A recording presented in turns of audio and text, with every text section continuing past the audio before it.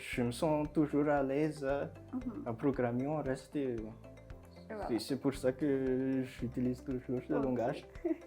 Ok. Il y avait aussi la question de Lucas qui est un peu fun. La vraie question, c'est combien d'heures par jour tu dors? Parce que tu as les 7 projets. Combien d'heures par jour donc tu dors?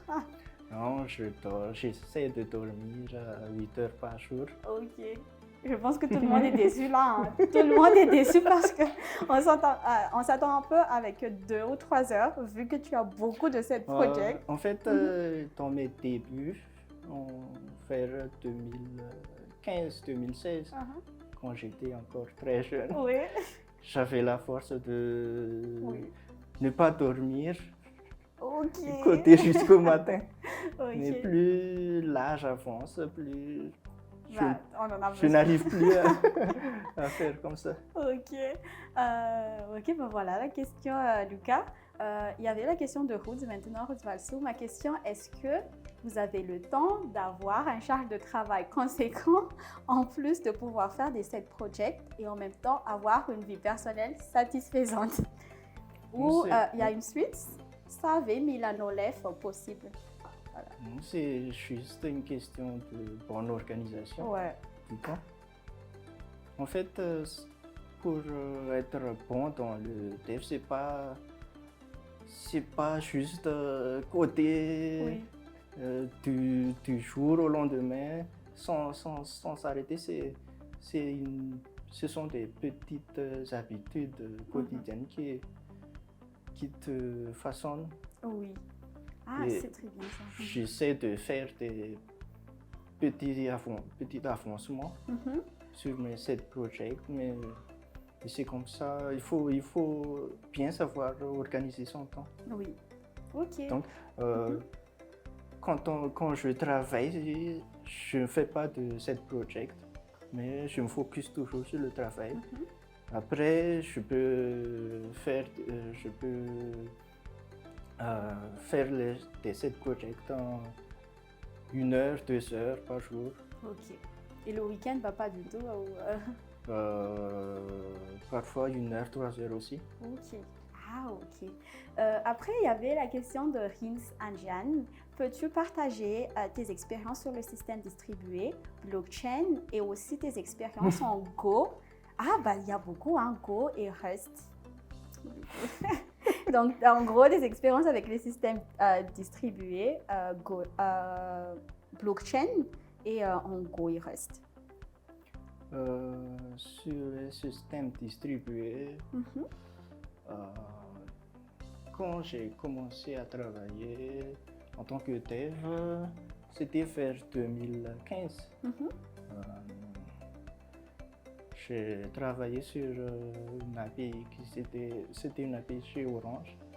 Et comme vous le savez tous, Orange, c'est les boîtes de télécom, il y a un gros système derrière. Et c'est là que j'ai beaucoup appris sur les microservices, les systèmes distribués. On utilisait beaucoup du SOAP, XML, RPC. Et c'est là que j'ai appris les notions sur les systèmes distribués. Et côté blockchain, c'était vers 2018. J'ai pas beaucoup d'expérience en blockchain, mais c'est plutôt Ethereum. C'est juste, j'ai juste développé un wallet pour une entreprise et j'ai déployé un réseau privé Ethereum. Donc c'est juste des connaissances basiques, je dirais. Ok. Et il y avait aussi mentionné Go et Rust. Du coup, je pense Rust, on a déjà parlé un peu des expériences, mais Go... Comme je le disais, je suis très orienté Node.js, JavaScript. En 2016, je me suis beaucoup intéressé sur Node.js et JavaScript et React, tout ce qui est React Native. Et En ce moment, en 2017, j'ai voulu tester d'autres langages compilés. Mhm, Donc, je me suis orienté vers Go mhm. parce que, comme je le disais, je m'intéressais beaucoup aux programmes qui sont faciles à installer sur les serveurs et sur la machine Ok. et qui a zéro dépendance. Mhm. Je trouvais ça sur Go, mais c'est après que je me suis intéressé par Rust. Ok. Ok, c'est très bien. Ok, la question maintenant de Tina Cédric qui avait dit comment être dans le top 1 à Madagascar. Oui, effectivement, tu es dans le Dev Top 1 de Madagascar et tu as beaucoup, beaucoup d'abonnés sur GitHub. Et on sait à quel point c'est difficile d'en avoir. Comment tu as fait d'être le top 1? Je pense même que tu es parmi vraiment le premier, mais vraiment, on va dire, top 1 des devs à Madagascar. En fait, j'ai créé mon compte GitHub, c'était vers 2015. Mhm. Mais à l'époque, je ne m'intéressais pas à contribuer sur GitHub.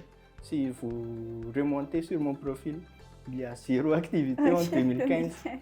Mais c'est après, au fil du temps, que j'ai commencé à ajouter des projets, des repos. J'ai commencé à publier des repos open source.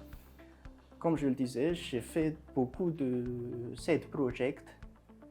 Et les side projects, pour moi, c'est pas juste j'ai envie de faire un side project sur e-commerce, réseaux sociaux. C'est pas juste comme ça, mais il y a vraiment un problème à résoudre. Ok.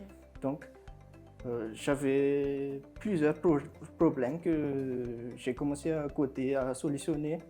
Et j'ai commencé à balancer tous les codes sur GitHub. J'ai créé des repos.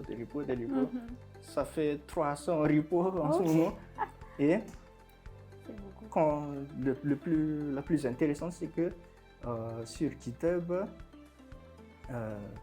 il peut y avoir d'autres personnes qui s'intéressent au même problème qu'on a eu. Et ça participe à l'ascension du projet, à la popularité du projet. D'accord. Ok. C'est toujours la question de Tina Cédric. Quelles sont les ressources que vous utilisez le plus pour apprendre tel ou tel concept? Ok, voilà. Moi, je ne suis pas très fan des longues vidéos sur des tutos, mais je suis plutôt très orienté documentation. D'accord. Documentation technique, des exemples de projets, des exemples de code. Donc, je suis plutôt côté très pratique. C'est comme ça que j'apprends très vite. Okay. Et je regarde beaucoup de code open source sur GitHub. Et c'est à partir de ces codes que j'améliore et j'apprends. Ok. C'est-à-dire que tu analyses les codes des autres. C'est pas très difficile à faire, juste question à part.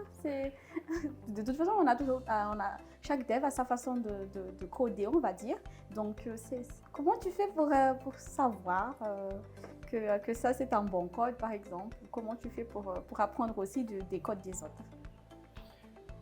En fait, je regarde par feature.